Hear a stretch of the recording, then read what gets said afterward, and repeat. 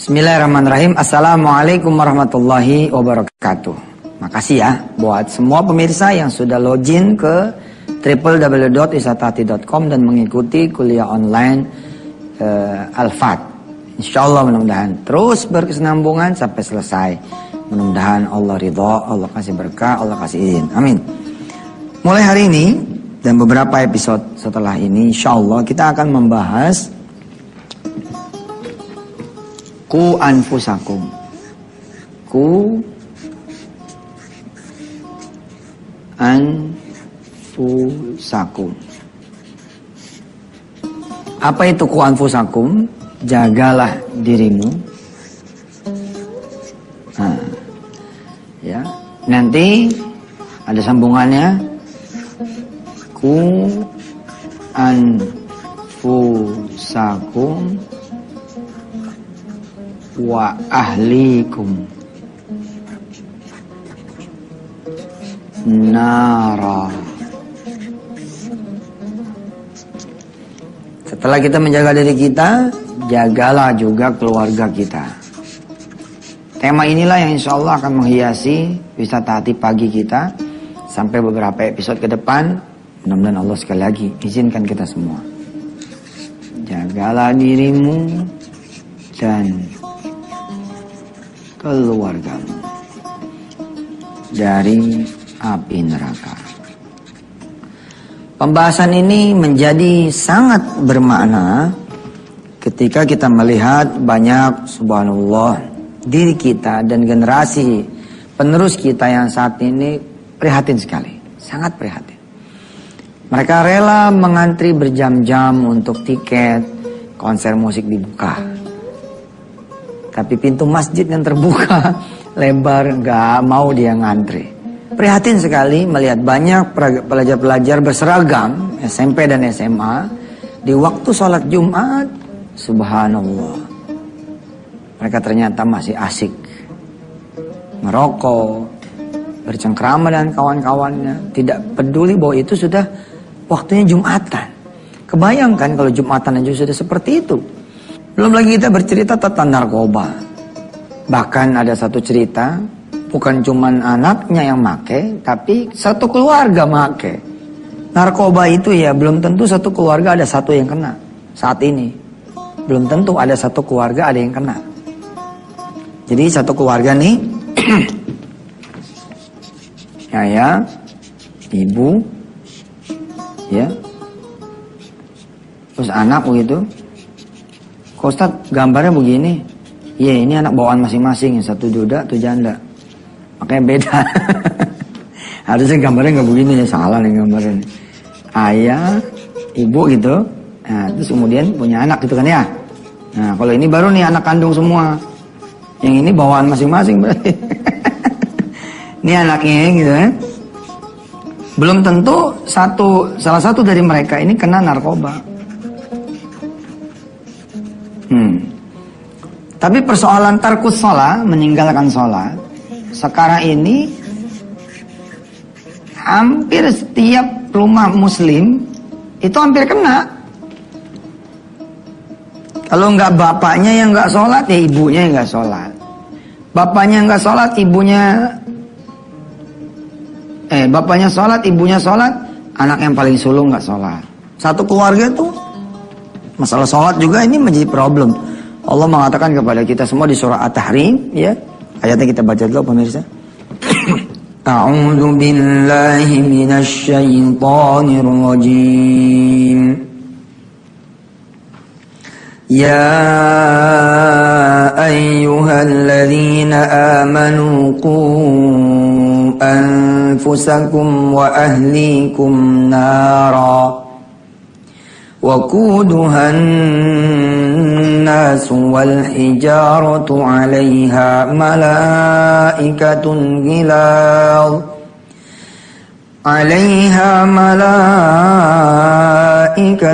غلاظ شداد لا يعصون الله ما أمرهم لا يعصون الله ما أمرهم ويفعلون ما يؤمرون. Wahai orang-orang yang beriman, pelihara dirimu dan keluargamu dari api neraka, yang bahan bakarnya adalah manusia dan batu. Penjaganya adalah malaikat-malaikat yang kasar lagi keras, dan tidak durhaka kepada Allah terhadap apa yang Dia perintahkan kepada mereka, dan selalu mengerjakan apa yang diperintahkan. Ya. Tahun 95 saya menghadiri satu resepsi pernikahan. Beredar kemudian obrolan lah di sekitar tamu itu, karena pengantin itu sudah hamil duluan. Dari 10 undangan pernikahan, 5 sudah hamil duluan. Tapi sambil bercanda-bercanda gitu, tutup kampung ya, teman-teman ngomongnya sambil, saya dengernya nggak bercanda gitu. Ini nggak bercanda nih, kalau 10 undangan pernikahan, lalu 5 udah jebol duluan. Bagaimana tuntutan Allah terhadap kita, orang-orang tuanya? Seringkali kemudian seorang kepala sekolah dan guru-guru juga tidak merasa penting untuk membuat anak-anak didiknya misalkan memakai jilbab. Pada saat sholat Jumat nanti mereka tuh anak didik ada di mana, nggak peduli, kecuali sedikit lah. Nah, yang begini-gini memandang penting saya dan teman-teman di Antv. Ya udah, kita bahas yuk. Ku anfusakum wa ahlikum nara. Kita menjadikan pembahasan kita masalah pergaulan, insyaallah. Silakan.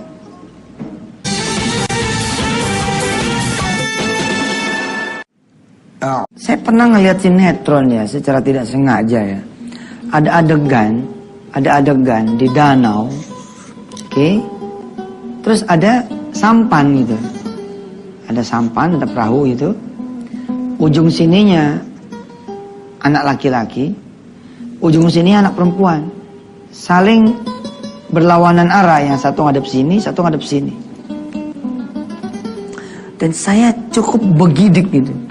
Karena ternyata anak yang di-shoot ini anak kelas 4, 5 SD. Innalillahi wa inna ilaihi raji'un. Kalau lah sinetron adalah cerminan masyarakat juga gitu. Atau lebih bahaya lagi, sinetron nanti akan membuat masyarakat menjadi seperti apa yang ditayangkan oleh dunia sinetron. Subhanallah, berarti perzinahan itu sudah mulai akan terjadi sejak anak-anak kita balik di dini harinya itu. Ngeri kan? Kalau dari umur 9-10 tahun sudah bisa mendekati zina, bagaimana lagi cerita 20-25 tahun? Jangan-jangan nanti terjadi apa yang terjadi di dunia barat, di Indonesia ini. Kalau kamu masih virgin umur 17 tahun, wah jadi masalah. Udah mulain sekarang ini. Lah kita lo tidak prihatin? Apa kita bilang, ya emang ini zamannya begitu. Waduh bos, kalau ngelihat situasi neraka kayak apa sehingga Allah merasa perlu memberitahu, jaga diri kamu dan anak-anak kamu, istri kamu, suami kamu, orang tua kamu, keluarga kamu dari neraka. Saudara tidak akan pernah bisa berleha-leha. Jangan sampai kita udah dikubur nih, dikubur. Tiba-tiba kemudian anak kita di atas sana berzina. Waduh, kita didatangin malaikat. Jadi kita tahu sama dia, tuh anak kamu di atas, lihat. Bukannya dia ngaji, dia malah ngaji. Ngaji, tahu ngaji? Ngajar zina, ngajak zina. Bukannya anak kamu di sana membaca Quran, malah menonton yang porno-porno, mengalirkan kemudian dosa kepada kamu yang sudah di alam kubur ini. Wah, repot. Jangan sampai anak-anak kita naik gitu ya ke kuburan kita atau turun ke kuburan kita, itu amal buruknya dia.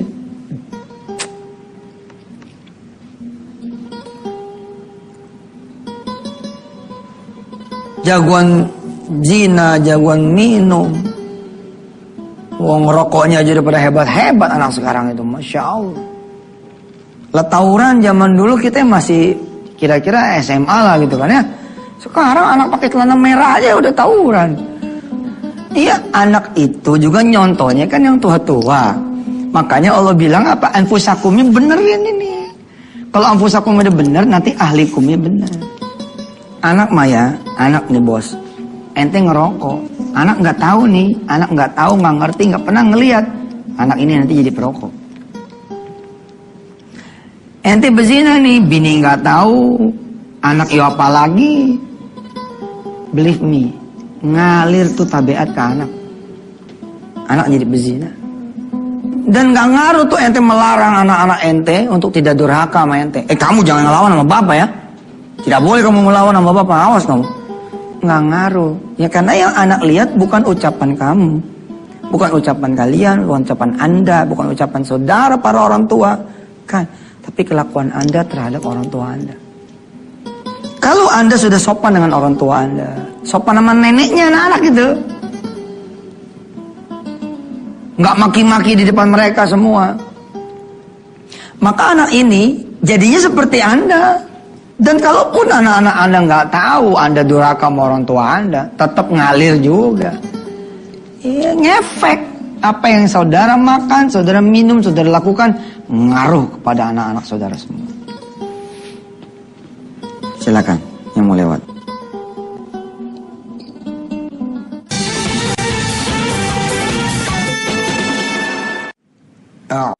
Saya melihat seperti ini ya, makin ke pedesaan sekarang ini, makin ke daerah-daerah pinggir, itu pengajian makin berkurang. Perhatian terhadap agama juga terbalik. Kalau sekarang ini terbalik. Kalau dulu di desa kuat-kuat, di desa kuat-kuat, di kampung-kampung kuat-kuat. Tapi sekarang pertahanan kampung desa itu lebih rapuh ketimbang teman-teman yang beruntung ada di kota. Anak-anak kampung juga subhanallah innalillah gitu. Ada kalau saya lihat kalau lagi ke daerah-daerah gitu ya, kebiayaan enggak belagu gitu. Rambut pada dicat-cat. Catnya yang dipakai cat tembok. Lu mau ceritain? Gua pengen keren aja katanya. Aduh ampun nah. Tapi serius loh. Coba sudah perhatikan kalau masyarakat yang well educated ya. Keluarga yang dari ekonomi yang rada mendingan dikit, itu anak-anaknya rada stabil gitu. Minimal enggak keleleran di tengah jalan lah berbuat maksiatnya gitu. Tapi anak-anak subhanallah makin ke bawah, ini tanggung jawab kita semua loh saudara. Tanggung jawab kita. Saya lagi mikirin juga tuh gimana ya caranya. Kayak PPPA ya. Lembaga kita ini kan. Kita nggak punya tuh kemampuan sampai ke sana gitu. Sehingga ketika ngurus desa atau ngurus daerah pelosok, kita kerjasama sama Dewan Dakwah misalnya. Untuk ngirimin dai ke desa-desa, ke pedalaman-pedalaman, ke daerah-daerah. Karena emang waduh di sana tuh luar biasa, yang dirampok bukan cuma soal akhlaknya saja, udah ke akidah. Di sini masih kita lihat pemuda-pemuda masih sholat banyak di masjid-masjid. Udah di daerah mah belas sama sekali nggak ada, orang tua yang kagak, anak kayak kagak juga. Nggak Allah. Ku anfusakum, awali dulu perbaikan keluarga itu dari diri kita sendiri. Ente mau nggak ngajarin anak ente pakai kain? Please deh, nggak usah begini. Abang, nih kain bolong atas sama bawah, paham? Nggak usah kali. Cukup ente pakai kain depan dia. Sret, sret, sret, sret. Anak ngikut aja langsung tuh, bat-sat. Alhamdulillah kedodoran. Entah 2-3 kali jadi dia. Jadi. Ente sholat depan dia, ya kan? Sholat depan dia, sholat malam. Insya Allah pagi-paginya anak protes. Apa kata anak? Mbak, kan saya belum mati, Pak. Masa Bapak sholat depan saya? Lu tadi bangun. Bangun lah. Canda, bos. Ya duduklah, ya kan? Dudukin anak, tidurin anak, samping tempat tidur. Saudara sholat di samping. Usolli sunnatut tahajjudi. Rokaatin lillahi ta'ala. Cakap. Anak masih 3 tahun, 4 tahun. Anda saksikan. Begitu anak 7-8 tahun, anak ngikut tuh ngambil air wudhu. Bukan zuhur, bukan asar, bukan maghrib, tapi sholat malam. Asik lah. Setelah kita terusin lagi, tapi kita odoa dulu nih. Odoa kita sekarang ayat ke-56. Alhamdulillah ya, kangen gak sih sama odoa? Odoa Al-Baqarah ayat 56, doanya hari ke-58. Pemirsa udah tahu ya? wisuda O2-nya diundur. Wisuda O2-nya kan mestinya tanggal 24 Februari ya.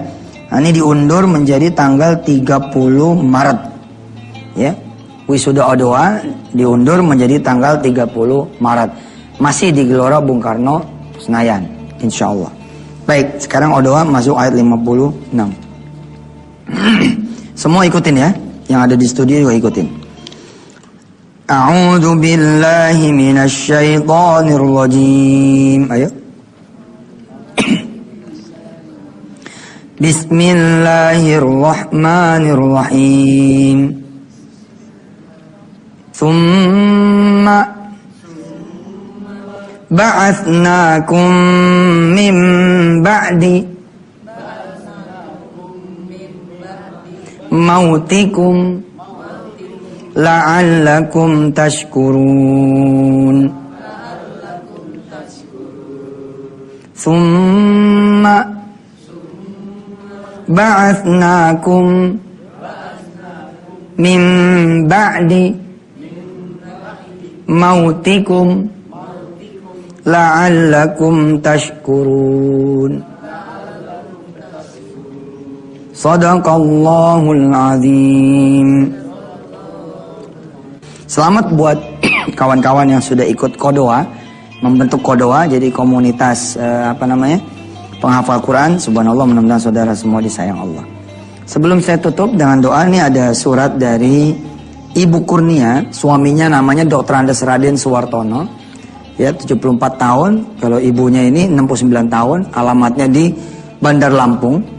Minta doa, suaminya ini stroke, tidak bisa bicara, tidak bisa bangun, bahkan memiringkan badan pun tidak bisa, hanya berbaring terlentang saja bisanya. Apa yang menjadi hajat ibu ini? Ini suaminya, apa gambarnya? Ini ada Quran di sini. Apa doanya? Ya Allah, aku ingin suamiku bisa bicara lagi dan bisa membaca Al-Quran bersamaku lagi. Wow, berarti dia sebelumnya juga udah baca Quran gitu kan ya, bareng-bareng. Serta dapat memimpinku sebagai imam sholatku. Masya Allah, luar biasa. Aku ingin diberi kesempatan jadi penghafal Al-Quran walau hanya beberapa juz saja. Kita doakan Ibu Kurnia dan Pak Raden ya. Mudah-mudahan Allah beri kesabaran, keringanan, rezeki yang banyak dan kesembuhan. Juga buat semua pemirsa, hari ini kita masuk menit-menit segmen doa. Saudara-saudara semua yang dirahmati Allah, kita mulai lagi perjalanan 100 hari berdoa. Hari ini hari ke-58. Bismillahirrahmanirrahim. Kita mulai doa kita. Silakan saudara bersalawat dulu. Allahumma shalli ala sayyidina Muhammad wa ala ali sayyidina Muhammad. Istighfar saudara. Astaghfirullahaladzim. Wa atubu ilaih. Silakan saudara berdoa apa yang menjadi hajat saudara. Silakan saudara berdoa apa yang menjadi kebutuhan saudara. Silakan saudara berdoa apa yang menjadi keperluan saudara pada Allah SWT. InsyaAllah Dia maha kaya, maha luas, maha kuasa, maha besar dan maha mengabulkan doa kita semua. Silakan. Bismillahirrahmanirrahim. Ya Allah, hari ini teman-teman di studio dan teman-teman di rumah, ya Allah, semuanya pada berdoa. Ada yang berdoa untuk hutangnya, gak kebayar-bayar. Ada yang berdoa untuk piutangnya gak ketagih-tagih. Ada yang berdoa untuk duitnya, sedikit, terus kurang, terus sempit, terus rezeki. Ya Allah, ada yang berdoa untuk kesembuhan penyakitnya, seperti ibu ini. Dan beberapa lagi jamaah yang kami tidak lihat, tapi kami tahu mereka semua saat ini berdoa kepadamu, ya Allah. Minta disembuhkan penyakitnya, minta dikembalikan kesehatannya. Ada yang berdoa pengen anak-anaknya menjadi anak yang soleh-soleha, lurus, lempang, gak jadi ahli maksiat, gak menjadi ahli zina, ahli judi, ahli minum. Pengen anak-anak menjadi ahli masjid, ahli baca Quran, ahli puasa. Ya Allah, mudah-mudahan teman-teman yang saat ini berdoa barangkali juga untuk jodohnya, untuk anak keturunannya. Ada yang kepengen pergi haji, umroh. Ada yang udah daftar, ada yang belum daftar karena nggak punya duit. Ada yang lagi berusaha, pengen ngembangin usahanya, atau lagi pengen usaha, perlu modal, perlu tempat. Ada yang lagi nuntut ilmu, semua sedang berdoa, ya Allah, yang menjadi hajatnya masing-masing.